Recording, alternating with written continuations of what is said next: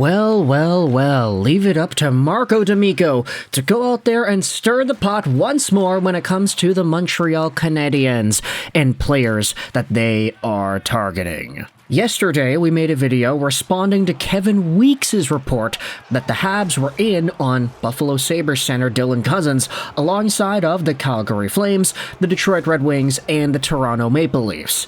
We'll have ourselves a bit of an update on that conversation later in today's show. But before diving into Dylan Cozens, I wanted to go over some extra names that the Habs have been linked to and names that have entered the fray as well, courtesy of the folks on rg.org.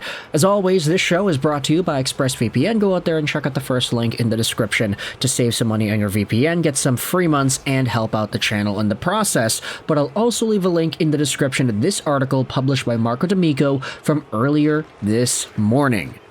The Canadiens are looking to add a young center. NHL sources break down the Canadiens' trade strategy on the market. Marco D'Amico and RG.org have had some pretty interesting articles the past few months here, especially when it comes to their NHL insider source-related articles, because it gives us a little bit of perspective as to what the folks on the inside are thinking about when it comes to the Habs. The article opens up by talking about that same Dylan Cozens report, which we had spoken about yesterday. On top of the Canadiens, the Flames, Leafs, Wings, and Predators are all showing interest in Cozens, but most of those teams don't have much to spare currently that they could sacrifice off of their roster. Now, when it comes to the Canadiens in particular, this is what the article says, they can surely put together a package of futures to push the needle from a pure value perspective. But, as sources have indicated, the Sabres aren't just looking to get rid of Cozens, they want a piece that's going to grab their attention.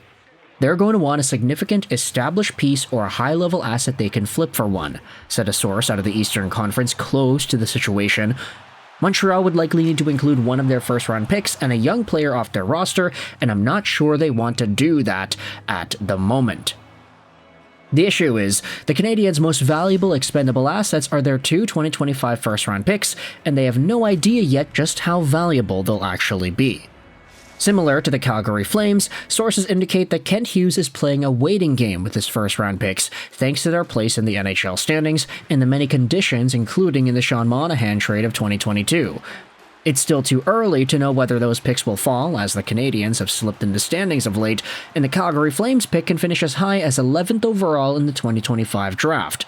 The source then says this, that Montreal won't move their two first-round picks until they have more clarity on where things are going. Right now, Calgary is playing well above expectations. They're also only 6 points away from 10 to last. If they make a move now and gift another club a top 15 pick on top of other assets, it could be disastrous for the Montreal Canadiens.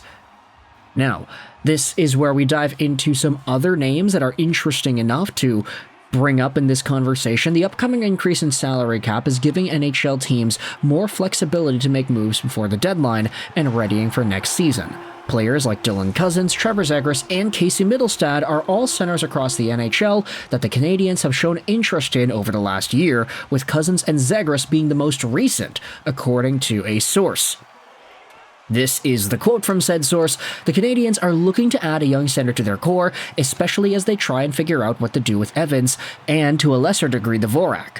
Hughes and Gorton aren't looking to be your prototypical sellers. They'll likely be hybrid sellers, even if they fall out of the playoff race. They'll look to ready themselves before the summer gets crazy. Guys like Zegras, Cozens, Mittelstadt will be good bets to go and grab now as the Ducks, Avs, and Sabres look to make moves of their own." And so with this in mind, I wanted to talk about this trade update here. Montreal showing interest in not only Dylan Cozens, like we had talked about yesterday, but also Trevor Zegras, whom we've already made a bunch of videos about, and Casey Mittelstadt too. Now, for the Trevor Zegras angle, I don't really know if we need to dive too deeply into the return and everything else, because we've discussed Zegras' name in Montreal in multiple videos over the past year and a half, it seems like. But Zegras has returned to the Anaheim Ducks lineup. He's gotten himself a total of 15 points in 31 games played this season, a far cry from the 60-point years that he had had in years prior. Is this a guy that the Montreal Canadiens can revive and bring back to life? Is this a guy who, playing alongside of his best bud in Cole Caulfield, can reignite his game? Do the Canadiens have it in them to get another younger asset who is on the decline and who needs a big bump? We had seen the Canadiens take chances with Newhook, not really working out the best. Patrik Laine, he's very hot and cold. Kirby Dach, same thing. Do the Habs have it in them to do it one more time? And with the development of a lot of these guys stunting, you might debate whether or not it's actually a good idea to bring on somebody like Zegras, who is going through similar precautions. So I think the comments are really starting to get to me, man. I'm feeling more so that Trevor Zegras in Montreal would not be a good idea, as many of you have indicated in the comment section of the videos that we make. Believe me, just because I'm making a video about it doesn't necessarily mean that I think it's going to work.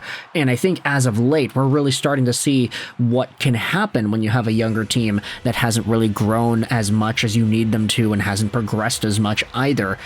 You're seeing the situation you're seeing like yesterday. The Montreal Canadiens getting smoked against the LA Kings. They had a chance, they blew it. Total fumble there.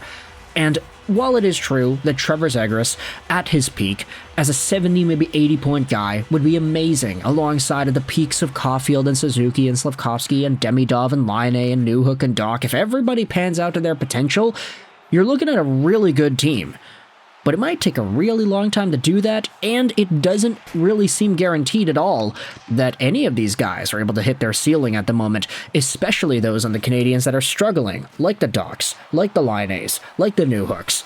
Laine will probably go on another really strong goal-scoring streak between now and the time his contract ends, maybe even 2 or 3 streaks. But in between that, if he plays slow and lazily like he has been lately, is there really a lot of value in the way that he plays the game? I'm not sure. You can go out there and answer that question in the comment section below. But I also wanted to dive into Casey Mittelstadt, who is talked about here as a Montreal Canadiens person of interest. And I do think Mittelstadt's an interesting name because he was almost traded to Vancouver in the JT Miller trade, or at least it was reported that Colorado was going after JT and it would have been Casey Mittelstadt coming back. Mittelstadt's a bit older. 26 years old, $5.75 million a year till the end of 26-27, so the contract is fairly similar to Trevor Zegras's. It's the same dollar amount, but just with an extra year. Mittelstadt this season has 32 points in 55 games played, on pace for about 47, which is not in the near 60-point pace category that he was in a few years ago, but it's still okay. It's not the best, not the worst. He's actually probably in the top half, I would say, of younger dudes that are trying to find their way in the National Hockey League, but Mittelstadt definitely has not lived up to his potential either as a Patrick Kane light-esque player who can maybe get 70, 80 points in a season. Lots of similar qualities between Mittelstadt and Zegras, between the skills and the projectability and the style they play. I do think that Mittelstadt is a lot more poised and developed than Zegras, though. If I had to choose one or the other, I would say probably Mittelstadt is a better bet for Montreal, more so because I think his floor is a little bit higher. Ceiling, you could debate whether or not you think one is better than the other. I'd say personally that Zegras has a slightly higher ceiling than Mittelstadt, but that's more so because Zegras is a tad younger. Mittelstadt, when he was in his draft eligible year, oh boy, a lot of people thought that this guy could have been like an 85, 90-point guy. Patrick Kane light, especially since he dominated the World Juniors too. So I want you to let me know your thoughts in the comment section below. What do you feel about the Montreal Canadiens diving into Zegras and or Mittelstadt? The article said that they don't want to go out there and do anything right away because they're still waiting on the status of those draft picks. Depending on how the Canadiens are looking in the standings and the Calgary Flames in the standings by the time the trade deadline rolls around, it could really determine what the Habs do with those picks. But, assuming those picks are in a vulnerable spot to get traded, would you want to see Montreal, Kent Hughes, and Jeff Gordon go out there and get these guys? I think I've already heard a good amount of people talking about Zegras and their opinions on him, but what about Mittelstadt? Is the conversation different with this player? Do you think of him more as a bust, even though he has more points, and he has an extra year on that contract? If you had to choose one or the other, which one would it be?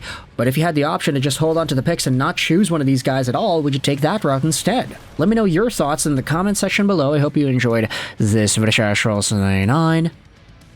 And bye.